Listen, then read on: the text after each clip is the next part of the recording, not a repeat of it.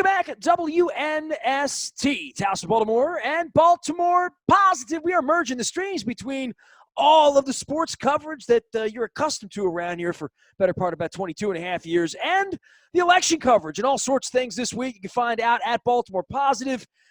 But this will be old school. This guy is no stranger here to WNST.net, as well as to the Baltimore Ravens and sidelines in football and this time of the year.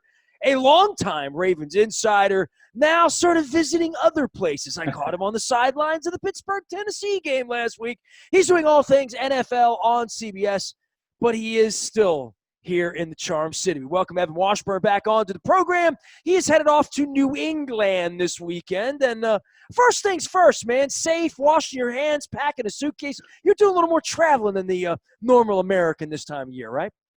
That is correct. Yeah, every week we're back out on the road for the NFL on CBS and doing the best we can to manage things. And up until this point, knock on wood, we've been able to do so. So it's a different world in terms of travel and the things we do when we're on the road. But as long as we get to a Sunday and there's a game on the field and we can produce it and project it to the masses, then it's a win. Give my audience, and I know you live this every week, the difference between rolling into, I don't know, Pittsburgh or Tennessee on a weekend 2 years ago, 3 years ago, 5 years ago. How is it different? I mean, they're not whisking you into ballrooms hanging out with coaches, nor I, but I'm wondering how much different is your gig this year? I mean, the build-up's much different. I mean, we land in a city, we're tested, and then we do our best to basically keep it locked in to the hotel until we head out to the stadium on Sunday. So you'll go out and you'll pick up food and bring it back, or go for a walk outside, do that sort of thing. But otherwise, but you're not going to facilities in other cities. No facilities. Everything is done on Zoom. So we meet with the teams on Zoom, whether it's on a Friday or Saturday from their home facility, or when they land in that town that the game's being played in. So that part is much different. Up until this point, everyone, as I'm sure you've done the same, we've gotten used to this.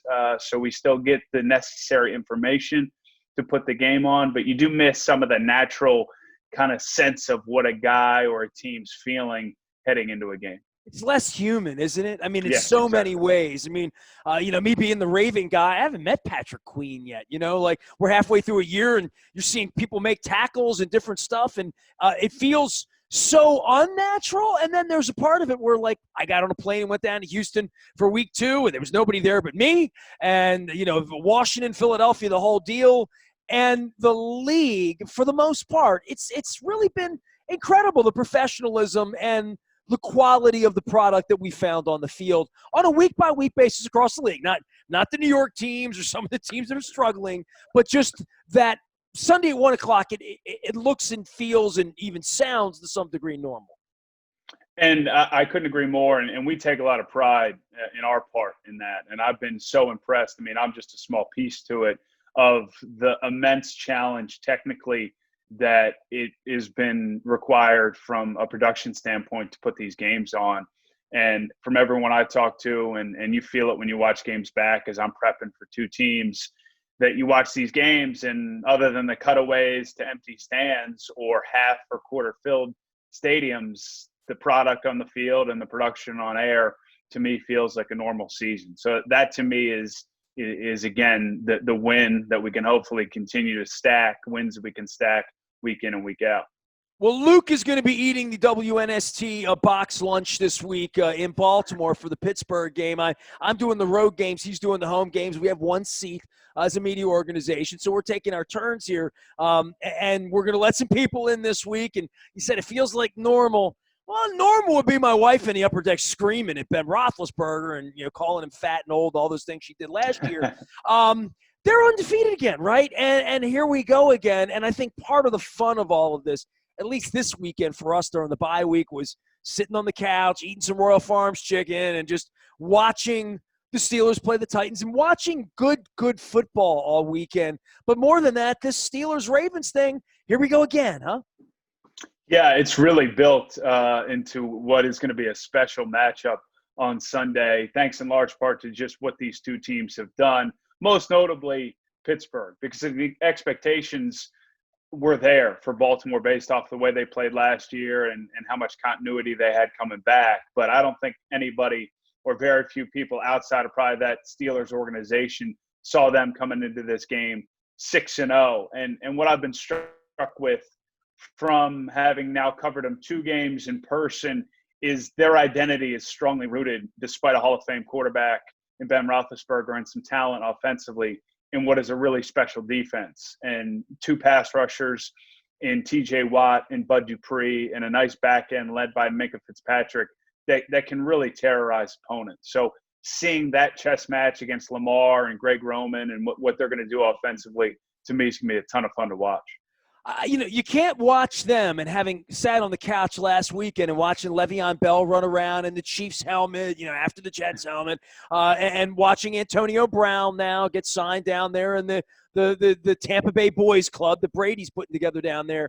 But seeing that the Steelers don't ever rebuild, don't ever reload, they just new talent, new guys, same helmets, and undefeated. To think about the talent that left there, beat them up on the salary cap, messed them up on draft picks, all of those things, that they're still where they are and still manage to always find wide receivers, right? Chase Claypool's special. And what I think on a lot of levels is different, though, about this version of the Steelers in regards to that talent is that it's extremely drama-free. If you look at the way offensively that Ben's distributed the ball to his wide receivers, it's basically, I think, 5 or 6 guys north of 20 targets. And talking to him last week, he hasn't had that really at any point in his career. And Juju Smith-Schuster was an all-pro, Pro Bowl caliber player a couple of years ago, and he's having to share the workload with Chase Claypool, James Washington, James Conner, obviously a part of this thing. They don't care who gets the ball, and they honestly kind of live by that. It's not just lip service. So, again, that's new for Pittsburgh. But to your point, what Kevin Colbert, their GM, and Mike Tomlin is a big part of the personnel as well in building this roster defensively the last few years, I think is finally paying some serious dividends. And then this offense can be a nice complementary piece. Talk about teams moving around and players moving around, and this week the Ravens signing Ngakoue. The league is exciting in that way, maybe more so than in our childhood or even 15 years ago when you started covering the Ravens and running around, where the middle of the year, I mean, you mentioned Minkah Fitzpatrick, just sort of the Steelers just go get him and fleece Miami, and the Texans were making all those deals, and the Dolphins are making deals last year, and now there are still deals to be made, right? And the Ravens improved during the bye week. They said, we need a pass rusher. Let's go get one. Last year it was Marcus Peters for the Ravens, or signing Adoma Topeka at the end of the year. That it's never built. I mean, and even though it's Halloween right now, Terrell Suggs wound up in a Chiefs jersey last year running around the Super Bowl, Evan, right?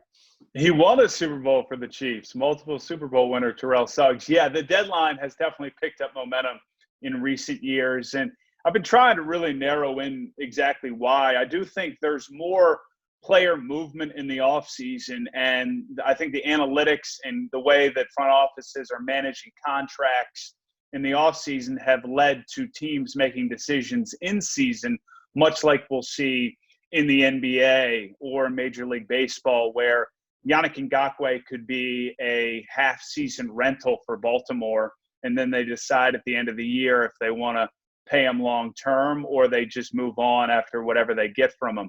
I mean, we saw that with Marcus Peters. I don't think they were sold when they brought him in last year that they were going to sign him to a long-term deal, but he fit with the culture of the team, obviously was uber productive, and then they make the decision. So it's a great way to bring a talented player who's kind of in flux into your building, and then you decide, okay, do we keep this guy or do we move on from him? And I also think that the compensatory draft picks and the way that teams have stockpiled those allow for more moves to be made at the deadline.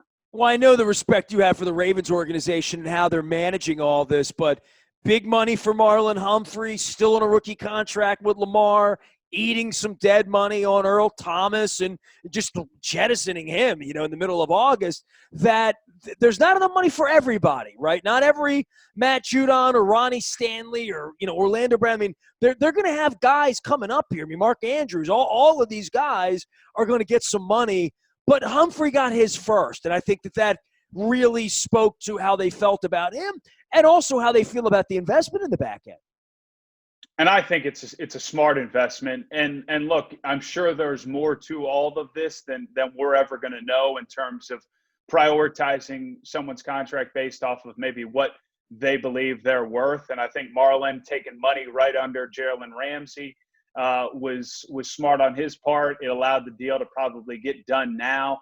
And his consistency, his approach, and his youth too, Nestor, to me, makes it just such a smart investment on both sides. And you're right. They're not going to be able to sign all of these guys to long-term deals. I'm sure there's, as we've learned, ways to manipulate this cap year in and year out. There's a bit of uncertainty due to how they're going to manage what is a revenue loss in some form or fashion this year. But with TV contracts coming here in a couple of years, the money's going to just skyrocket. And I think that it's safe to say that Baltimore's, despite a thing like the Earl Thomas situation, is poised to manage it as well as anyone, just because they seem to play within the margins as good as anybody. I mean, I think New England is the team that probably does it the best, but Baltimore seems to be in that conversation as well. Nothing better than a true Baltimore positive conversation with a Baltimore resident and moving from downtown to uptown, Evan Washburn here, our Super Bowl sideline guy. He'll be in New England this weekend. Last weekend it was Pittsburgh and Tennessee, and getting to the Ravens from time to time. I know Ravens like the back of your hand, and you're so engrossed in these games on a week-by-week basis. You dive into other places in the league. But the Ravens taking the backside of this bye in Philadelphia and the comeback a couple of weeks ago, I think it was probably, not a bad thing that they had a little bit of a wake-up call. But certainly it hasn't looked as easy this year as it looked last year. And maybe that's Marshall Yonda. Maybe that's a little bit of Hayden Hurst. Maybe that's a little bit of defenses catching up with Lamar. And certainly Lamar not running the way he was running into linebackers this time 2 years ago. Nestor, that's absolutely correct. And I think we both know that once you set a standard, which they set an incredible one last year with the production, historic offensive numbers, that's what you're going to have to live by, especially the following season. I was never one to believe that they were going to hit those numbers again, nor do I think it's an indication of whether or not the season is successful. To me, it's all about Lamar having more command of the offense and then obviously results as a team on the back end when it comes to the postseason. Through the first 7 games, they haven't looked that efficient, that crisp, that clean. I think we're going to know now with the next 3 games whether or not that's a troubling trend or just them finding their legs here this season. Well, you're certainly going to get the tour here with a couple of Pittsburgh games between now and Thanksgiving, Indianapolis, New England. I don't know that they get judged in these other games, right? Like, they're only going to play a handful of games. Tennessee, those are going to be the games they're judged, whether they're a 2-loss, 3-loss, 4-loss team. The game that matters is the one they're going to play in January and how healthy they're going to be, because they've become that franchise now. And I think Lamar's become that guy now that, much like Marvin was in Cincinnati, Randy Dalton, that until you win in January, winning big games against the Steelers on Halloween don't matter. And I think that the team has a long view in mind, too. And I think that's important for fans to recognize. Look, they want to be perfect every week. But I do think from what I've been able to see on the field and just being around them for a couple weeks, especially as a crew, doing a couple of games in Philadelphia and then early in the year, they really look at how they're being defended. They look at what teams are doing against them early in the season, and they're planning and approaching this with how can we be at our best in week 13, 14, 15, and then, as you mentioned, in the postseason to finally get that monkey off this version of the Ravens under Lamar Jackson's direction off their bat. For you, with these the strangeness of the silence of the games and being down where you are, does beg the question. I mean, I'm up on the roof in Houston or out in the corner in Washington, but down on the field, the sounds of the game and the communication and the part where, the Ravens are a 5.5-point favorite at home I don't know, home or road has felt like it's mad. I mean, I don't think you've been anywhere where they can't hear each other and you can't hear them, right? Like, it really does take on a scrimmagey sort of sound and feel that has, I would think, altered the games dramatically. For what Patrick Mahomes had to go through here, that game would have sounded a whole lot different. I've been struck by two things, Nestor. One, yes, you're exactly right. When there's no fans in the stands, it feels like we're witnessing a scrimmage or a commercial to a degree because they're all in uniform and it almost looks like we're part of a TV movie production. And yeah, there is a lack of an advantage and it creates an atmosphere where things can be heard. And I don't know what that does for the competitive edge, but it's more about having no emotional swings in games. What I will say, though, is it doesn't take much in the stands to truly have an impact. I've been in Kansas City, Tampa, Tennessee, where it's ranged from 16,000 in Kansas City to 10,000 in Tennessee.